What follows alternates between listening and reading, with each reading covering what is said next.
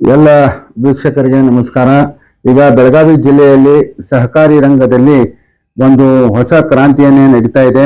ಇಷ್ಟು ದಿನ ಬೆಳಗಾವಿ ಜಿಲ್ಲೆಯಲ್ಲಿ ಸಹಕಾರಿ ರಂಗದ ಚುನಾವಣೆ ನಡೆದರೂ ಸಹ ಸಾರ್ವಜನಿಕರಿಗೆ ಅದ್ರ ಗೊತ್ತಾಗ್ತಾ ಇರಲಿಲ್ಲ. ಯಾಕಂತಂದ್ರೆ ಸ್ವತಃ ಬಾಲಚಂದ್ರ ಜಾರಕಿಹೊಳಿ ಅವರು ಮುಂದೆ ನಿಂತು ಎಲ್ಲ ತಾಲೂಕುಗಳಲ್ಲಿ ಸುತ್ತಾಡಿ ಎಲ್ಲ ಚುನಾವಣೆಗಳನ್ನ ಅವಿರೋಧವಾಗಿ ಮಾಡ್ತಾ ಬಂದಿದ್ರು.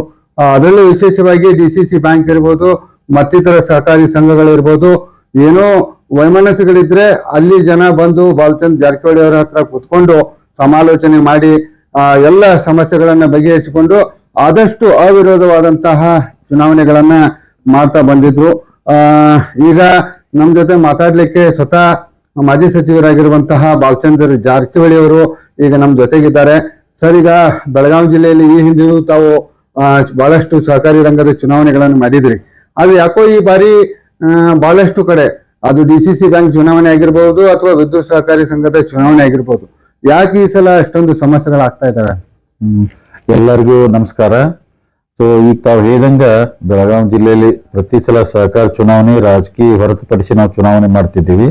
ಆದ್ರೆ ಹುಕ್ಕೇರಿ ವಿದ್ಯುತ್ ಸಹಕಾರಿ ಚುನಾವಣೆ ಅಂದ್ರೆ ಏನು ಹುಕ್ಕೇರಿ ತಾಲೂಕಿನಿಗೆ ಒಂದು ಮಹಾಭಾರತರ ಯುದ್ಧ ನಡೆದಿದೆ. ಈ ಯುದ್ಧ ಆಗಬಾರ್ದು ಅಂತೇಳಿ ನನ್ನ ಆಸೆ ಇತ್ತು. ಅಂದ್ರೆ ಈ ತರ ಆಗಬಾರ್ದು, ಈ ತರ ಜಿದ್ದೆ ಆಗೋದು, ಸಮಾಧಾನಲೆ ಶಾಂತಿ ಆಗ್ಬೇಕಂತ ನನ್ನ ಆಸೆ ಇತ್ತು. ಸೊ ನಾನು ಅಂದ್ರೆ ಬಹಳ ಪ್ರಯತ್ನ ಮಾಡಿದೆ. ಆದ್ರೆ ಅನಿವಾರ್ಯವಾಗಿ ಇವತ್ತು ಇದು ಹುಕ್ಕೇರಿ ತಾಲೂಕಿನ ವಿದ್ಯುತ್ ಸಹಕಾರಿ ಚುನಾವಣೆ ನಡೀತಾ ಇದೆ. ಬೆಳಗಾವಿ DCC ಬ್ಯಾಂಕ್ ಹುಕ್ಕೇರಿ ತಾಲೂಕು ಚುನಾವಣೆ ನಡೀತಾ ಇದೆ. ಸೊ ನಡಿಬಾರ್ದಾಯ್ತು, ಪ್ರಯತ್ನ ಎಲ್ಲ ಮಾಡಿದಿವಿ. ಆದ್ರೂ ನಡೆದಾಗ ದಿವಂಗತ ಅಪ್ಪನಗೌಡ ಅಂದ್ರೆ ಪಾಟೀಲ್ ಅವ್ರ ಪ್ಯಾನಲ್ದಲ್ಲಿ ಸತೀಶ್ ಜಾರಕಿಹೊಳಿ ಅವರು, ಅಣ್ಣಾ ಸಾಹೇಬ್ ಜೊಲ್ಲೆ, ನಾವೆಲ್ಲ ಮಾಡ್ತಾ ಇದ್ವಿ. ಆ ಕಡೆ ರಮೇಶ್ ಕತ್ತಿ ಅವ್ರು ಮಾಡ್ತಾ ಇದ್ವಿ. ಚುನಾವಣೆ ನಡೀತಾ ಇದೆ. ಈಗ ಏನ್ ಯಾಕಂದ್ರೆ ಹಿಂದ್ ಸರಿಯಾಗಿ ಅವರು ಸಾಧ್ಯ ಇಲ್ಲ, ನಾವು ಸಾಧ್ಯ ಇಲ್ಲ. ಚುನಾವಣೆ ಮಾಡ್ತೀವಿ, ಮತದಾರ ಯಾರಿಗೆ ಆಶೀರ್ವಾದ ಮಾಡ್ತಾರೆ ಅದನ್ನ ಸ್ವೀಕಾರ ಮಾಡ್ತೀವಿ. ಸರ್, ಈಗ ನೀವು ಈಗಾಗಲೇ 2-3 ಬಾರಿ 4 ಸಾರಿ ಹುಕ್ಕೇರಿ ಆ ತಾಲೂಕಿನಲ್ಲಿ ಸುತ್ತಾಡಿ ಬಂದಿದ್ರಿ. ಎಷ್ಟು ಪ್ಯಾನೆಲ್ಗಳಿದ್ದಾವೆ? ಅದರಲ್ಲಿ ನಿಮ್ಮ ಆ ಪ್ಯಾನೆಲ್ ಗೆಲ್ಲುವಂತಹದ್ದು ಎಷ್ಟು ಸೀಟ್ಗಳನ್ನು ಗೆಲ್ಲಬಹುದು ಅಂತ ಏನ್ ಲೆಕ್ಕಾಚಾರ ಅಂತ ನೋಡ್ರಿ. ಈಗ ಒಟ್ಟ 2 ಪ್ಯಾನೆಲ್ ಅದಾವ. ಒಂದು ನಮ್ದು ಅಪ್ಪನಗೌಡ ಅವ್ರ ಪಾರ್ಟಿ ಪ್ಯಾನಲ್, ಇನ್ನೊಂದು ಆ ಕಡೆ ಹುಕ್ಕೇರಿ ಸ್ವಾಭಿಮಾನ ಅಂತ ಪ್ಯಾನಲ್ ಮಾಡ್ಕೊಂಡರು. ಸೊ 2 ನಡೆದಿದೆ, ನೇರ ಫೈಟ್ ಇದೆ. ಸೊ ನಾವು ಅಂದ್ರೆ ಸುಮಾರು 10 ವರ್ಷದಿಂದ ಸತೀಶ್ ಜಾರಕಿಹೊಳಿ ಅವರು 1 ತಿಂಗಳಿನೆಲ್ಲ ಪ್ರಚಾರ ಮಾಡ್ತಾ ಇದ್ರು, ಸಭೆ ಮಾಡ್ತಾ ಇದ್ರು. ನಾವು ಅಣ್ಣಾ ಸಾಹೇಬ್ ಜೊಲ್ಲೆ 10 ದಿವಸದಿಂದ ನಮಗಲ್ಲೆಲ್ಲ ಬರ ಕೇಳಿದ್ರು. ಈಗ ಸುಮಾರು ನಾವು 10 ದಿವಸ ಓಡಾಡಿ ನಿನ್ನೆ ತಗ ಗ್ರೌಂಡ್ ರಿಪೋರ್ಟ್ ಇವತ್ತೆಲ್ಲ ನೋಡ್ರೆ ನಮ್ ಪ್ಯಾನಲ್ ಅಂದ್ರೆ ದಿವಂಗತ ಅಪ್ಪನಗೌಡ ಅವರ ಪ್ಯಾನಲ್ ಅಪ್ಪರ್ ಹೆಂಡ್ ಅಂದ್ರೆ ನಮ್ ಮೇಲ್ಗೈ ಸಾಧಿಸಿದ್ವಿ. ಈ ಚುನಾವಣೆಯಲ್ಲಿ 15 ಸೀಟಲ್ಲಿ ಕನಿಷ್ಠ 10 ಸೀಟ್ ಅವ್ರು ಗೆಲ್ತು ಅಂತ ನಮಗ್ ಸಂಪೂರ್ಣ ವಿಶ್ವಾಸ ಐತ್ರಿ.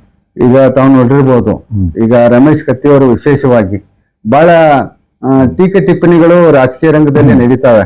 ಎಲೆಕ್ಷನ್ ಬಂದಾಗ ಅವರು ಆರೋಪ ಪ್ರತ್ಯಾರೋಪ ಟೀಕೆ ಟಿಪ್ಪಣಿ ನಡೀತಾನೆ ಇದ್ದಾವೆ. ಆದ್ರೆ ರಮೇಶ್ ಕತ್ತಿ ಅವರು ಯಾಕೋ ಬಹಳ ಹಗುರವಾಗಿ ತಮ್ಮ ಮಾತುಗಳನ್ನು ಬಳಸಿ ತಮ್ಮ ವಿರುದ್ಧ ವೈಯಕ್ತಿಕ ಟೀಕೆ ಟಿಪ್ಪಣಿಗಳನ್ನು ಮಾಡಿದ್ರು ಸಹ ತಾವು ಅಲ್ಲಿಯೂ ಕೂಡ ಅದಕ್ಕೆ ಉತ್ತರ ಕೊಡುವಂತಹ ಗೋಜು ಹೋಗ್ಲಿಲ್ಲ. ಯಾಕೆ ಅನ್ನೋ ಇಲ್ಲ ಇದ್ರಿ, ಬಹಳ ಜನ ಪ್ರಶ್ನೆ ಮಾಡಿದ್ರು. ಆದ್ರೆ ಈಗ ರಮೇಶ್ ಕತ್ತಿ ಅವರು ಯಾವ ತರ ಭಾಷಣ ಮಾಡ್ತಾ ಇದ್ರು ಜನನು ನೋಡ್ತಾ ಇದ್ರೆ, ನಾವು ಸತೀಶ್ ಅವರು ಅಣ್ಣಾ ಸಾಹೇಬ್ ಜೊಲ್ಲೆ ಎಷ್ಟು ಸಮಾಧಾನ ಮಾಡ್ತಾ ಇದ್ರು ಅಂದ್ರೆ ಈಗ ಒಂದ ತೋರ್ಸುತ್ತೀರಿ. ಅಂದ್ರ ಈಗ ಸತೀಶ್ ಜಾರಕಿಹೊಳಿ ಇರ್ಬೋದು, ನಾನ್ ಇರ್ಬೋದು, ಅಣ್ಣಾ ಸಾಹೇಬ್ ಜೊಲ್ಲೆ ನಾವು ಬಹಳ ಶಾಂತಿ ಸಮಾಧಾನ, ನಮಗೇನು ಟೆನ್ಷನ್ ಇಲ್ಲ, ಮತ್ ನಮಗೇನು ಅಂಜಿಕಿಲ್ಲ. ಅಂದ್ರೆ ಚುನಾವಣೆ ಬಗ್ಗೆ ಮೋಸ್ಟ್ಲಿ ನನಗನ್ಸುತ್ತೆ ಅವ್ರಿಗೆಲ್ಲ ಮೋಸ್ಟ್ಲಿ ಟೆನ್ಷನ್ ಆಗಿರ್ಬೇಕು, ಅಥವಾ ಏನೋ ನಡೆದಿದೆ ಅಂತೇಳಿ ಟೆನ್ಷನ್ ಇಲ್ಲಿ ಬಂದ್ ಮಾತಾಡ. ನಮಗ್ ಟೆನ್ಷನ್ ಇಲ್ಲ, ಏನ್ ಅವ್ರಿಗೆ ಸೋಲಿನ ಭಯ ಕಾಡತ್ತಿತ್ತು ಅಥವಾ ಮತ್ತೇನ್ ಟೆನ್ಷನ್ ಗೊತ್ತಿಲ್ಲ. ಅದಕ್ಕೆ ಸ್ವಲ್ಪ ಡೆಸ್ಪರೇಟ್ ಆಗಿ ಮಾತಾಡತ್ತಾರು. ಆದ್ರೂ ನನ್ನ ಸಲಹೆ ಹಂಗೆಲ್ಲ ಮಾತಾಡ್ಬಾರ್ದು. ಯಾಕಂದ್ರೆ ನಾವೆಲ್ಲ ಮತದಾರಿಗೆ ನಾವು ಏನ್ ಕೆಲಸ ಮಾಡ್ತೀವಿ, ಮುಂದೆ ಏನ್ ಮಾಡ್ತೀವಿ ಅನ್ನೋದು ವಿನಂತಿ ಮಾಡ್ಕೊಂಡು ಹೋಟ್ ಕೇಳುದು. ಸೊ ಅದಕ್ಕೆ ಅವ್ರಿಗೆ ಏನ್ ಮೋಸ್ಟ್ಲಿ ಈ ತರ ಒಳಗೆ ಟೆನ್ಷನ್ ಇದೆ ಆಮೇಲೆ ಅದಕ್ಕೆ ಈ ತರ ಟೆನ್ಷನ್ ಬಾಯಿದಿಂದ ಹೊರಗೆ ಬರತೈತಿ. ನಾವು 3 ಜನ ಮಾತ್ರ ಕೂಲ್ ಆಗಿ ಸಮಾಧಾನ ನಾಳೆ ತರ ಚುನಾವಣೆ ಮಾಡ್ತೀವಿ. ದೇವರ ಆಶೀರ್ವಾದ, ಜನರ ಆಶೀರ್ವಾದ ನಮ್ಗೆ ಆಗುತ್ತೆ ಸಂಪೂರ್ಣ ವಿಶ್ವಾಸ ಇದೆ. ನಮ್ 15ರಲ್ಲಿ 10 ಸೀಟ್ ನಾವು ಗೆದ್ದು ವಿದ್ಯುತ್ ಸಹಕಾರಿ ಸಂಘ ಇನ್ನೂ ಉನ್ನತ ಮಟ್ಟಕ್ಕೆ ಬೆಳೆಸುವಂತ ಪ್ರಾಮಾಣಿಕ ಪ್ರಯತ್ನ ಮಾಡ್ತೇನೆ. ಸರ್, ಈ ಹಿಂದೆ DCC ಬ್ಯಾಂಕಿನ ಅಧ್ಯಕ್ಷರ ಚುನಾವಣೆ ನಡೆದಂತ ಸಂದರ್ಭದಲ್ಲಿ ಸ್ವತಃ ರಮೇಶ್ ಕತ್ತಿ ಅವರು ಒಂದ್ ಮಾತು ಹೇಳಿದ್ರು, ನಮ್ಮ ಅಣ್ಣ ಸತ್ತ ಮೇಲೆ ರಮೇಶ್ ಜಾರಕಿಹೊಳಿ ಅವರೇ ನಮ್ಮನ್ನ ಮತ್ತೆ ಅವರೇ ನಮ್ಗೆ ಗುರುಗಳು, ಅವರ ಇದರಿಂದಲೇ ನಾನು ಅಧ್ಯಕ್ಷನಾಗಿದ್ದೇನೆ ಅಂತ ಸ್ವತಃ ಅವರೇ ಸರ್ಕಿಟ್ ಹೌಸ್ ನಲ್ಲಿ ಹೇಳಿದ್ರು. ನಿಮ್ಮದು ಮತ್ತು ರಮೇಶ್ ಕತ್ತಿ ಅವ್ರ ನಡುವೆ ಸಂಬಂಧಗಳು ಬಹಳ ಚೆನ್ನಾಗೇ ಇದ್ವು. ಆ ಇಬ್ಬರ ನಡುವೆ ವೈಮನಸ್ಸು ಆಗ್ಲಿಕ್ಕೆ, ಭಿನ್ನಾಭಿಪ್ರಾಯ ಮೂಡ್ಲಿಕ್ಕೆ ಕಾರಣ ಏನು ಅನ್ನುವಂಥದ್ದು? ಇಲ್ಲ, ಕರೆಕ್ಟ್. ರಮೇಶ್ ಕತ್ತಿ ಅವ್ರು ಹೇಳಿದ್ ನಾವು ಒಪ್ಕೋತೀನಿ. ಯಾಕಂದ್ರೆ ಅವ್ರು ಅಂದಿದ್ರಲ್ಲ, ಯಾಕಂದ್ರೆ ಈ ಫ್ಯಾಮಿಲಿ, ಕತ್ತಿ ಫ್ಯಾಮಿಲಿ, ಜಾರಕಿಹೊಳಿ ಫ್ಯಾಮಿಲಿ ಕೂಡಿ ಚೆನ್ನಾಗಿ ಹೋಗೋಣ ಅಂತ ಅವ್ರದ್ದು ಆಸೆ ಇತ್ತು, ನಮ್ದು ಇತ್ತು. ನಮ್ಗೇನು ವೈಯಕ್ತಿಕವಾಗಿ ನಮ್ಗೆ ಅವ್ರಿಗೇನು ದ್ವೇಷ ಇರೋದಿಲ್ಲ. ರಾಜಕಾರಣದಲ್ಲಿ ಭಿನ್ನಾಭಿಪ್ರಾಯ ವ್ಯತ್ಯಾಸ ಇರ್ಬೋದು. ಅವ್ರು ಹೇಗಂದ್ರೆ ರಮೇಶ್ ಜಾರಕಿಹೊಳಿ ನಮ್ ದೊಡ್ಡ ಅಣ್ಣ ಅಂತೇಳಿ ಎಲ್ಲ ಅಂದಿದ್ದು ನಿಜ ಇದೆ, ಗೊತ್ತೂ ಇದೆ. ನೀವ್ ಅಂದ್ರಲ್ಲ ಅಂದ್ರ ವೈಮನ್ಸ್ ಯಾಕೆ ಬಂತು, ಯಾಕಂದ್ರೆ DCC ಬ್ಯಾಂಕ್ ಅಧ್ಯಕ್ಷ ಇಳಿದ ನಂತರ ನಮ್ ಸಂಬಂಧ ಎಲ್ಲ ಚಂದ ಇದ್ದು. ನೀವಂದ್ರಲ್ಲ ಈ ತರ ಆಗ್ಬಾರ್ದೈತೆ, ಇದೇನು ಹುಕ್ಕೇರಿ ತಾಲೂಕಿನ ಮಹಾಭಾರತ ನಡೆದಿಲ್ಲ, ಇದು ಆಗ್ಬಾರ್ದು ಅಂತೇಳಿ ನಾನು ಬಹಳ ಪ್ರಯತ್ನ ಮಾಡ್ತೇನೆ. ಇದು ಯಾಕೆ ಅದನ್ನ ಮುಖಾಂತರ ಇಡೀ ಹುಕ್ಕೇರಿ ತಾಲೂಕು ಜನತೆ ಹೇಳ್ತೇನೆ. ನಾನು ರಮೇಶ್ ಕತ್ತಿ ಅವ್ರಿಗೆ 3 ಜನಕ್ಕೆ ಹೇಳಿ ಕಳಿಸಿದೆ, ಈ ಅಂದ್ರೆ ಚುನಾವಣೆ ಮಾಡೋದು ಬೇಡ, ಯಾಕಂದ್ರೆ ನಾವು ಗಟ್ಟಿಯಾಗಿರ್ತೀವಿ, ನೀವು ಗಟ್ಟಿಯಾಗಿರ್ತೀರಿ, ನಮ್ಗೆ ಯಾರು ಏನ್ ಮಾಡಕ್ಕಾಗಲ್ಲ. ಆದ್ರೆ ನಮ್ಮ ಮಧ್ಯದಲ್ಲಿ ಸಿಕ್ಕಂತ ಸಾಮಾನ್ಯ ಕಾರ್ಯಕರ್ತರಿಗೆ ಬಹಳ ತ್ರಾಸ ಆಗ್ತೈತಿ, ಇದು ಬೇಡ. ನಾನು ಹೇಳಿ ಕಾಂಗ್ರೆಸ್ ಸರ್ಕಾರ ಇದೆ, ನೀವು 10 ಸೀಟ್ ಸತೀಶ್ ಜಾರಕಿಹೊಳಿ ಅವ್ರಿಗೆ ಬಿಟ್ಕೊಡ್ರಿ, 5 ನೀವು ತಗೋರಿ, 2.5 ವರ್ಷ ಅವ್ರ ಚೇರ್ಮನ್ ಆಗಲಿ, 2.5 ವರ್ಷ ನೀವು ಚೇರ್ಮನ್ ಆಗೋಣ, ಸಮಾಧಾನಲೆ ಹೋಗೋನು, ಇದು ಬೇಡ ಅಂತೇಳಿ. ಇದಕ್ಕೆ 3 ಜನ ಅದಾರ ಸಾಕ್ಷಿರಿ. ಒಂದು ಮಾಂತೇಶ್ ಕೌಟ್ಗಿಮಠ ಅವ್ರು ಕಳಿಸಿನಿ, 2ನೇದು ನಮ್ಮ DCC ಬ್ಯಾಂಕಿನ ಯೂನಿಯನ್ ಅಧ್ಯಕ್ಷ ಕರೆನ್ ಅವ್ರು ಕಳಿಸಿದ್ದೆ, ಶ್ರೀಶೈಲ್ ವರ್ಜಿ ಅವರು ಹೋಗಿದ್ದಾರೆ, ಹೋಗಿ ಮಾತಾಡ್ರಿ ಅಂತೇಳಿ. ಇದನ್ನ ಬಿಟ್ಟು ನಮ್ಮ ಓಂ ದೇಸಾಯಿ ಅವರೆಲ್ಲ ಪ್ರಯತ್ನ ಮಾಡ್ರು. ನನಗಂದ್ರೆ ಈ ಚುನಾವಣೆ ಜಗಳ ಬೇಡ, ಯಾಕಂದ್ರೆ ಸುಮ್ಮನೆ ಸಮಾಧಾನಲೆ ಹೋಗ್ಲಿ ಅಂತೇಳಿ ನಾನು ರಮೇಶ್ ಕತ್ತಿ ಅವ್ರಿಗೆ ಹೇಳಿ ಕಳಿಸಿದ್ದು. ನಿಮ್ಗೆ ಹೇಳ್ತೀನಿ, 5 ನೀವು ಇಟ್ಕೊಳ್ಳಿ, 10 ಅವ್ರು ಇಟ್ಕೊಳ್ಳಿ, ಚೇರ್ಮನ್ ಕಡೆಗೆ ಇನ್ನೊಂದು 1-2 ಸೀಟ್ ಸರ್ದಾರ್ನು ಏನೋ ನಾನು ಸತೀಶ್ ಜಾರಕಿಹೊಳಿ ಅಣ್ಣ ಸಾಹೇಬ್ ಜೊಲ್ಲೆ ಒಪ್ಪಿಸ್ತಿದ್ದೆ. ನಾನು ಅದನ್ನು ಹೇಳಿ ಆಫರ್, ನೀವು ಇದನ್ನ ಮಾಡ್ಕೊಂಡು ಮುಗಿಸೋಣ, ಬೇಕಾದ್ರೆ DCC ಬ್ಯಾಂಕ್ ನಿಮ್ ಮಗನ ಬೇಕಾದ್ರೆ ಇಲ್ಲಿ ಯಾವ ವಿರೋಧ ಆಯ್ಕೆ ಮಾಡೋಣ ಅಂದ್ರೆ ಅವಿರೋಧ ಆಯ್ಕೆಯಾಗಿ ಅವ್ರು DCC ಬ್ಯಾಂಕ್ ಹೋಗ್ಲಿ, ಹುಕ್ಕೇರಿ ಸಹಕಾರ ಇರ್ತೈತಿ, ಇಡೀ ತಾಲೂಕ್ ಶಾಂತಿ ಇರ್ತೈತಿ, ಬ್ಯಾಡ ಅಂತೇಳಿ ನಾನು ಪ್ರಾಮಾಣಿಕ ಪ್ರಯತ್ನ ಮಾಡಿ. ಯಾಕೋ ರಮೇಶ್ ಕತ್ತಿ ಅವ್ರು ಅಷ್ಟು ಸ್ಪಂದಿಸ್ತಿಲ್ಲ, ಅದಕ್ಕೆ ಸಂಬಂಧಗಳು ಕೆಟ್ಕೋತ ಹೋದ್ರು. ಒಂದ್ಸಲ ಸಂಬಂಧ ಕೆಟ್ಟ ನಂತರ ಈಗ ನಾವು ಅನಿವಾರ್ಯವಾಗಿ ಚುನಾವಣೆ ಹೋಗ್ಲೇಬೇಕಾದ, ಯಾಕಂದ್ರೆ ಸತೀಶ್ ಜಾರಕಿಹೊಳಿ ಅಣ್ಣ ಸಾಹೇಬ್ ಜೊಲ್ಲೆ ನಾವು ಒಂದು ಗುಂಪು ಇರೋದ್ರಿಂದ ಅನಿವಾರ್ಯವಾಗಿ ಅದಕ್ಕೆ ಇದನ್ನ ತಪ್ಸಾಕ್ ಬಹಳ ಪ್ರಯತ್ನ ಮಾಡಿದೆ. ತಪ್ಪದಿಲ್ಲ, ಅನಿವಾರ್ಯವಾಗಿ ಚುನಾವಣೆ ಬಂತು. ಈಗ ಚುನಾವಣೆ ಬಂದಾಗ ನಾವು ಒಂದ್ ಕಡೆ ನಿಲ್ಲೇಬೇಕಾಗತ್ತೆ, ನಿಲ್ತೀವಿ, ಚುನಾವಣೆ ಮಾಡ್ತೀವಿ, ಜನರ ಆದೇಶ ಏನು ಕೊಡ್ತಾರೆ ಸ್ವೀಕಾರ ಮಾಡ್ತೀವಿ. ಸರ್, ಈಗ ಇನ್ನೊಂದು ರಮೇಶ್ ಕತ್ತಿ ಅವರು ಮತ್ತು ಅವ್ರ ಬೆಂಬಲಿಗರು ಇನ್ನೊಂದು ತಮ್ಮ ಮೇಲೆ ಆರೋಪ ಮಾಡ್ತಾ ಇದ್ದಾರೆ. ಏನಂತಂದ್ರೆ ಇಷ್ಟು ಸೊಸೈಟಿ ಎಲೆಕ್ಷನ್ ದಾಗ ಅವರು ಮುಂದಿನ ಪ್ಲಾನ್ ಇದೆ, ಅವ್ರು ಈಗ ಸೊಸೈಟಿ ಎಲೆಕ್ಷನ್ ಮಾಡಿ ಮುಂದಿನ ದಿನಗಳಲ್ಲಿ ರಮೇಶ್ ಜಾರಕಿಹೊಳಿ ಅವರ ಮಗನನ್ನು ಅಥವಾ ಸತೀಶ್ ಜಾರಕಿಹೊಳಿ ಅವರ ಮಗನನ್ನು ಯಾರನ್ನ ಒಬ್ಬ ಅವ್ರ ಮನೆತನದ ಕುಡಿಯನ್ನ ಅಲ್ಲಿ ನಿಲ್ಲಿಸ್ಲಿಕ್ಕೆ, ವಿಧಾನಸಭೆಗೆ ನಿಲ್ಲಿಸ್ಲಿಕ್ಕೆ ಅವ್ರು ಈಗಿನಿಂದಲೇ ಪ್ಲಾನ್ ಮಾಡ್ತಾ ಇದ್ದಾರೆ ಅನ್ನುವಂತ ಆರೋಪವನ್ನ ಅವರು ಪ್ರತಿ ಊರಲ್ಲಿ ಹೋದಾಗ ಭಾಷಣದಲ್ಲಿ ಆ ಆರೋಪಗಳನ್ನು ಮಾಡ್ತಾ ಇದ್ದಾರೆ. ಹಂಗ ಅಂತದೇನಾದ್ರೂ ಪ್ಲಾನ್ ಇದೆಯಾ? ನೋಡಿ, ಖಂಡಿತವಾಗಿ ಆತರ ಪ್ಲಾನ್ ಇಲ್ಲ. ನಾವ್ ಏನಿದ್ರು ಅಂದ್ರೆ ಸಹಕಾರಿ ಸಂಘಗಳ ಚುನಾವಣೆಗೆ ನಮ್ಮ ರಾಜಕೀಯ ಸೀಮಿತವಾಗಿರ್ತೈತಿ. ಸೊ ಅವ್ರು ಅನ್ಬೋದು, ಯಾಕಂದ್ರೆ ಈಗ ನೋಡ್ರಿ, ದೇವರ ಆಶೀರ್ವಾದ ಮನೆಯಲ್ಲಿ 3 ಜನ MLA ಇದೀವಿ, ಒಬ್ರು MLC ಅದಾರು, ಒಬ್ರು MP ಅದಾರು, ನಮ್ಗೆ ಇಷ್ಟ ಅಧಿಕಾರ ಸಾಕ, ಹೆಚ್ಚಿನ ಅಧಿಕಾರ ನಮ್ಗೇನ್ ಬೇಕಾಗಿಲ್ಲ.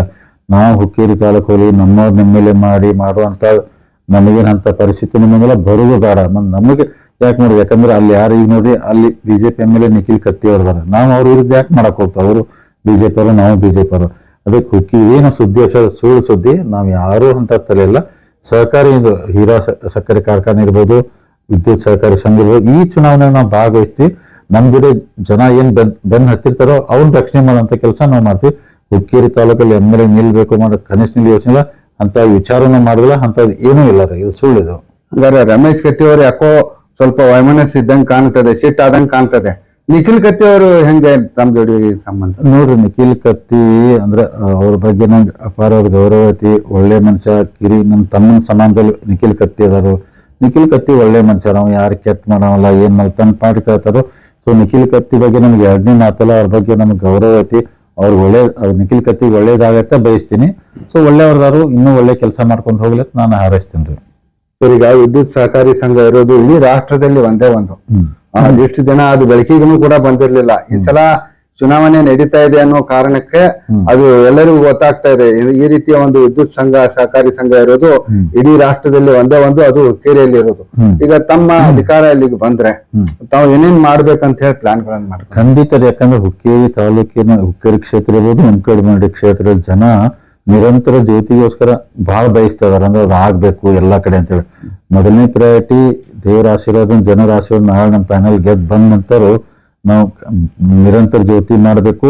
ಮತ್ತೆ ಇನ್ನೊಂದು ಸಣ್ಣ ವಿಷಯಕ್ಕೆ ಎಲ್ಲರೂ ಅಂದ್ರೆ ಡೈರೆಕ್ಟರ್ ಮನೆಗೆ, ಚೇರ್ಮನ್ ಮನೆಗೆ ಹೋಗಿ ರೈತ ನಿಲ್ಬಾರ್ದು. ವಿದ್ಯುತ್ ಸಹಕಾರಿ ಸಂಘ ಚುನಾವಣೆ ಆಫೀಸ್ ಇರ್ತೈತಿ, ಅಲ್ಲಿ ಆಫೀಸ್ಗೆ ಹೋಗ್ಬೇಕು, ತಮ್ಮ ಅರ್ಜಿ ಕೊಡ್ಬೇಕು, ಕೆಲಸ ಮಾಡ್ಬೇಕು. ಅಂದ್ರೆ ಜನಸಾಮಾನ್ಯರಿಗೆ, ರೈತರಿಗೆ ಯಾವುದೂ ತೊಂದರೆ ಆಗದಂಗೆ ಅಲ್ಲಿ ಕೆಲಸ ಮಾಡ್ತೀವಿ. ಅಲ್ಲಿ ಹೋಗಿ ನಾಳೆ ಬಾ ಅಂತ ಇನ್ನು ಈ ವ್ಯವಸ್ಥೆನೇ ಇರಬಾರ್ದು. ಆ ತರ ನಾವು ನಿರಂತರ ಜ್ಯೋತಿ ಮೊದಲನೇ ಪ್ರಯಾರಿಟಿ. ಇನ್ನೂ ಬಹಳ ಅನೇಕ ಯೋಜನೆ ಅದಾವು. ಸರ್ಕಾರ ಸತೀಶ್ ಜಾರಕಿಹೊಳಿ ಅವ್ರ ಇರೋದ್ರಿಂದ ಇನ್ನೂ ಸ್ಕೀಮ್ಗಳು ತರ್ತೀವಿ, ರೈತರಿಗೆ ಒಳ್ಳೇದು ಮಾಡ್ತೀವಿ, ಯಾರಿಗೆ ತೊಂದರೆ ಕೊಡಕ್ ಹೋಗುದಿಲ್ಲ ಆ ಸೊಸೈಟಿಯಿಂದ. ಸರ್, ಈಗ ಬಹಳಷ್ಟು ಜನ ಲಿಂಗಾಯತ್ ನಾಯಕರು ಲಿಂಗಾಯತ್ ನಾಯಕರನ್ನು ತಾವು ಬೆಳೆಸಿದ್ರ, ನೀವಾಗಿರ್ಲಿ, ಸತೀಶ್ ಜಾರಕಿಹೊಳಿ ಅವರಾಗಿರ್ಲಿ, ರಮೇಶ್ ಜಾರಕಿಹೊಳಿ ಅವರಾಗಿರ್ಲಿ, ಬಹಳಷ್ಟು ಜನ ಲಿಂಗಾಯತ್ ನಾಯಕರು ನಿಮ್ಮ ಗರಡಿಯಲ್ಲಿ ಪಳಗಿ ಬೆಳೆದಿದ್ದಾರೆ. ಆದ್ರೂ ಕೂಡ ಪ್ರತಿಯೊಂದು ಎಲೆಕ್ಷನ್ ಬಂದಾಗ ತಾವು ಲಿಂಗಾಯತ್ ವಿರೋಧಿಗಳು ಅನ್ನುವಂಥದ್ದು, ಅದು ಯಾವುದೇ ಎಲೆಕ್ಷನ್ ಇರ್ಲಿ, ಸಹಕಾರಿ ಸಂಘದ ಅಷ್ಟೇ ಅಲ್ಲ, MP ಎಲೆಕ್ಷನ್ ಆಗಿರ್ಬೋದು, MLA ಎಲೆಕ್ಷನ್, ಪ್ರತಿಯೊಂದು ಎಲೆಕ್ಷನ್ ದಲ್ಲಿ ತಾವು ಲಿಂಗಾಯತ್ ವಿರೋಧಿಗಳು ಅಂತ ಹೇಳಿ ತಮ್ಮ ರಾಜಕೀಯ ವಿರೋಧಿಗಳು ಬಿಂಬಿಸ್ಲಿಕ್ಕೆ ಪ್ರಯತ್ನ ಮಾಡ್ತಾರೆ. ಅದ್ರ ಬಗ್ಗೆ ತಾವು ಏನ್ ಹೇಳಬೇಕು? ಇಲ್ಲ ನೋಡ್ರಿ, ಇದು ಈಗಲ್ಲ ಬರೀ ಹುಕ್ಕೇರಿ ವಿದ್ಯುತ್ ಸಹಕಾರಿ ಸಂಘ ಅಲ್ಲ, ಇದನ್ನ ಯಾವ್ದೇ ಚುನಾವಣೆ ಬಂದ್ರು ಅವ್ರ ಜಾರಕಿಹೊಳಿ ಲಿಂಗಾಯತ್ ವಿರೋಧನೂ ಅದನ್ನ ನಮ್ಗೆ ಹನಿಗೆ ಪಟ್ಟಿ ಕಟ್ತಾರೆ. ಅದ್ರ ಸುಳ್ಳು ಇದ್ರಿ. ಯಾಕಂದ್ರ ನಾವ್ ಹೇಳ್ತಿಲ್ಲ ರೀ, ಬೆಳಗಾವಿ ಜಿಲ್ಲೆಯಲ್ಲಿ ಬೇಕಾದ್ರೆ ಅವರೆಲ್ಲ ಚರ್ಚೆಗೆ ಬರ್ಲಿ, ನಾವು ಎಷ್ಟು ಲಿಂಗಾಯತ್ ಸಮಾಜಕ್ಕೆ ಅಧಿಕಾರ ಕೊಟ್ಟಿದ್ವಿ, ಎಷ್ಟು ಮಂದಿ ಲಿಂಗಾಯತನ ಬೆಳೆಸಿದ್ವಿ ಅಂತೇಳಿ ನಾವು ಹೇಳ್ತೀವಿ. ಅವ್ರು ಸುಮ್ಮನೆ ಏನಾಗ್ತಿದ್ರು, ರಾಜ ಮುಗ್ಧ ಜನ ಇರ್ತಾರೋ, ಇವ್ರು ಬಂದ್ರೆ ಲಿಂಗಾಯತಿಗೆ ತೊಂದರೆ ಕೊಡ್ತಾ ಇರ್ತಾರೆ, ಅದೊಂದು ಕಾರ್ಡ್ ಪ್ಲೇ ಮಾಡಿಬಿಡ್ತಾರೆ, ಜನಕ್ಕೆ ಗೊತ್ತಾಗಲ್ಲ, ನಂಬ್ತಾರೆ.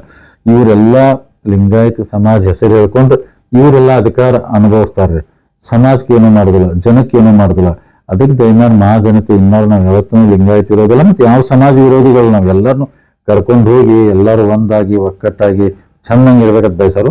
ಈ ಲಿಂಗಾಯತ ವಿರೋಧಿ ಅಂತಲ್ಲ, ಇದೆಲ್ಲ ಸೂಡ್ರಿ, ಅವ್ರ ರಾಜಕೀಯ ಲಾಭಕ್ಕಾಗಿ ತನ್ನ ಹೆಸರು ಬೆಳೆಸ್ಕೋತಾರ್ರಿ. ಸರ್, ಈಗ ಜಮಖಂಡಿ ಕ್ಷೇತ್ರ ಕೂಡ ಹುಕ್ಕೇರಿ ತಾಲೂಕಿನಲ್ಲಿದೆ. ಒಂದು ರಾಜಕೀಯ ವಿರೋಧ ಮಾಡ್ಬೇಕಂತೇಳಿ ಅವ್ರು ಹೊರಗಿನವರು ಅನ್ನುವಂತ ಸತೀಶ್ ಜಾರಕಿಹೊಳಿ ಅವರಾಗಿರ್ಬೋದು, ಜಾರಕಿಹೊಳಿ ಕುಟುಂಬ ಹೊರಗಿನವ್ರದ್ದು ಇಲ್ಲಿ ಬಂದವರು ರಾಜಕಾರಣ ಮಾಡ್ಲಿಕ್ಕೆ ನಾವು ಕೊಡುದಿಲ್ಲ ಅನ್ನುವಂತಹ ಮಾತನ್ನು ಕೂಡ ವೈಯಕ್ತಿಕವಾಗಿ ಟೀಕೆ ಈ ತರ ಯಾಕೆ ಈ ಅನೇಕ ಬೇರೆ ವಿಚಾರಗಳನ್ನು ಟೀಕೆ ಮಾಡಬಹುದು, ಆರೋಪ ಮಾಡಬಹುದು. ಆದ್ರೆ ಹೊರಗಿನವರು ಒಳಗಿನವರು ಅನ್ನುವಂಥದ್ದು ಇತ್ತೀಚೆಗೆ ಯಾಕೋ ಬೇರೆ ಬೇರೆ ಎಲೆಕ್ಷನ್ದಲ್ಲಿ ಇಂಥ ಮಾತುಗಳು ಕೇಳ. ಈಗ 2008ರಿಂದ ಸತೀಶ್ ಜಾರಕಿಹೊಳಿ ಯಮಕನಮಡಿ ವಿಧಾನಸಭಾ ಕ್ಷೇತ್ರ ಜನ ಶಾಸಕರನ್ನ ಆಯ್ಕೆ ಮಾಡಿದಾರೆ. ಒಂದ್ಸಲ ಆಯ್ಕೆ ಮಾಡ್ತಾರು, ಹೊರಗಿನನ್ನು ಶಬ್ದ ಇಲ್ಲ. ಮತ್ತೆ ಅದ್ರ ಬಗ್ಗೆ ರಮೇಶ್ ಕತ್ತೇರಿ ಸತೀಶ್ ಜಾರಕಿಹೊಳಿ ಹೊರಗಿನವ್ರು ಅಂದಿಲ್ಲ ಅಂತೇಳಿ ಅವರೇ ಒಪ್ಕೊಂಡಾರೆ. ಆ ಕ್ಷೇತ್ರ MLA, ಆ ತಾಲೂಕಿನ MLA ಅವರು ಅದಿಲ್ಲ. ಮತ್ತೆ ಈಗ ರಾಜಕೀಯ ಬಂದಾಗ ಹೊರಗಿನ ನಡೀತಾರೆ. ಮತ್ತೆ ಮೂಲತಃ ಸತೀಶ್ ಅವರು ಇದಾರೆ. ಅಂದ್ರೆ ನಮ್ಮ ಅಜ್ಜರ ಕಾಲದಿಂದ ಹುಕ್ಕೇರಿ ತಾಲೂಕಿನಾಗ ಜಾರಕಿಹೊಳಿ ಅಂತ ಒಂದು ಊರು ಇದೆ, ಅಲ್ಲೇ ನಮ್ಮೂರು. ಆಮ್ಯಾಗ ಎಲ್ಲರೂ ಶಿಫ್ಟ್ ಆಗಿ ಮೂಲತಃ ಹುಕ್ಕೇರಿ ತಾಲೂಕದವ್ರು ನಾವಲ್ಲ, ಅಂದ್ರೆ ಅಜ್ಜನ ಕಾಲಗಳಂತೆ ಇದ್ದವರು. ಅದಕ್ಕೆ ಅದು ಹೊರಗಿನವ್ರು ಅನ್ನಕ್ ಬರ್ದಿಲ್ಲ. ಮತ್ತೆ ಈಗ ಜನ ಸತೀಶ್ ಅವ್ರನ್ನ ಇಲೆಕ್ಟ್ ಮಾಡಿದಾಗ ಹೊರಗಿನ ಆಗ್ಬೋದ. ಡೆಮಾಕ್ರಸಿ ಪ್ರಜಾಪ್ರಭುತ್ವ ವ್ಯವಸ್ಥೆಯಲ್ಲಿ ನಾವು ಕೆಲಸ ಮಾಡ್ತೀವಿ. ಭಾರತ ದೇಶದಲ್ಲಿ ಯಾರು ಬೇಕಾದ್ರೂ ಹೋಗಿ ಇಲೆಕ್ಷನ್ ಇರ್ಬೋದು, ಯಾರನ್ನ ಕೆಲಸ ಮಾಡ್ಬೋದು. ಹೊರಗಿನವ್ರು ಅನ್ನೋದು ಇದು ಇಲೆಕ್ಷನ್ ಇದೊಂದು ಅಷ್ಟು ಸುಮ್ಮನೆ ನೆವಾರಿ ಹೇಳ್ತಾರು, ಇಲೆಕ್ಷನ್ ಹಾಕಲಿ ಮರ್ತು ಬಿಡ್ತಾರ್ರಿ. ಸರಿ, ಒಟ್ಟಾರೆಯಾಗಿ ಬಹಳಷ್ಟು ಆರೋಪ ಪ್ರತ್ಯಾರೋಪ, ಟೀಕೆ ಟಿಪ್ಪಣಿ, ಗಲಾಟೆ ಬಹಳಷ್ಟು ಆಗಿದಾವ್ ಸರ್. ಕೊನೆಯದಾಗಿ ಹುಕ್ಕೇರಿ ತಾಲೂಕಿನ ಜನರಿಗೆ ತಾವ್ ಏನ್ ಹೇಳಲಿಕ್ಕೆ ಬಯಸ್ತೀರಾ ಅಂತ? ನಾಳೆ ಮತದಾನ ಇದೆ, ತಾವ್ ಏನು ಕೊನೆಯದಾಗಿ ನಿಮ್ಮ ಅಭಿಪ್ರಾಯವನ್ನು ಹೇಳಲಿಕ್ಕೆ ಏನ್ ಮನವಿ ಮಾಡ್ಕೊಳಿಕ್ಕೆ ಇಚ್ಛೆ? ಏನಿಲ್ಲ, ನಾನು ಹುಕ್ಕೇರಿ ತಾಲೂಕಿನ ಮಹಾಜನತೆಗೆ ಇಷ್ಟ ವಿನಂತಿ ಮಾಡ್ಕೋತೀನಿ. ಯಾಕಂದ್ರ ದೇವರಿದೊಂದು ಒಳ್ಳೆ ಅವಕಾಶ ಕೊಟ್ಟಿದ್ದಾರೆ. ದಿವಂಗತ ಅಪ್ಪನಗೌಡ ಪಾಟೀಲ್ರು 1 ರೂಪಾಯಿ 10 ರೂಪಾಯಿ ಜೋಡಿಸಿ ಸಹಕಾರಿ ಸಂಸ್ಥೆಗಳು ಕಟ್ಟಿದ್ದಾರೆ. ಹಿರಣ್ಯಕೇಶಿ ಇರ್ಬೋದು, ವಿದ್ಯುತ್ ಸಹಕಾರಿ, ಅಂದ್ರೆ ಅಷ್ಟು ಕಷ್ಟಪಟ್ಟು ಕಟ್ಟಿದಂತ ಸಂಸ್ಥೆಗಳು. ನೀವು ಹಿರಣ್ಯಕೇಶಿ ಕಾರ್ಖಾನೆ ನೋಡಿದ್ರೆ ಇವತ್ತು ಯಾವ ಪರಿಸ್ಥಿತಿ ಬಂದೈತಿ. ಆಮೇಲೆ ವಿದ್ಯುತ್ ಸಹಕಾರದನು ಅಷ್ಟು ಸರಿಯಾಗಿ ನಡೆದಿಲ್ಲ. ಅವರು ಮಹಾನ್ ವ್ಯಕ್ತಿಗಳು ಕಟ್ಟಿದಂತ ಸಂಸ್ಥೆನ ಎಲ್ಲರೂ ಜನರ ಆಶೀರ್ವಾದ, ದೇವರ ಆಶೀರ್ವಾದ, ನಾಳೆ ಪ್ಯಾನಲ್ ನಮ್ಗೆ ಗೆದ್ದು ಬಂದ ನಂತರ ಖಂಡಿತವಾಗಿ ಇನ್ನೂ ಉನ್ನತ ಮಟ್ಟಕ್ಕೆ ಬೆಳೆಸಿ ಹುಕ್ಕೇರಿ ತಾಲೂಕಿನ ಮಹಾಜನತೆಗೆ ಯಮಕನಮಡಿ ಕ್ಷೇತ್ರ ಇರ್ಬೋದು ಅಥವಾ ಹುಕ್ಕೇರಿ ಇರ್ಬೋದು, ಯಾರಿಗೂ ತೊಂದರೆ ಆಗದಂಗೆ ಇನ್ನೂ ಅವ್ರು ಹೌದಪ್ಪ ಇದು ಒಳ್ಳೆ ಪ್ಯಾನಲ್ ಬಂತೇಳಿ ಅವ್ರು ನಮ್ಮ ಪ್ಯಾನಲ್ ನಮ್ಮ ನೆನೆಸುವಂಗ ಅವ್ರು ಕೆಲಸ ಮಾಡ್ತೀವಿ ನಾವು. ಈಗ ಇಷ್ಟೊತ್ತು ಬಿಸಿ ಶೆಡ್ಯೂಲ್ ಇದ್ರೂ ಕೂಡ ನಮ್ ಜೊತೆ ಮಾತಾಡಿದಕ್ಕೆ ತಮ್ಗೆ ಧನ್ಯವಾದಗಳು. ಈಗ ನಾಳೆ ಎಲೆಕ್ಷನ್ ಮತದಾನ ನಡೀತದೆ ಸಂಜೆ ಅಂತಂದ್ರೆ ಎಲ್ಲಾ ಫಲಿತಾಂಶ ಬರ್ತೈತ್ರಿ. ಅದಕ್ಕೆ ಎಲ್ಲರಿಗೂ ತಮಗೂ ಧನ್ಯವಾದ. ಎಲ್ಲರಿಗೂ ನಮಸ್ಕಾರ.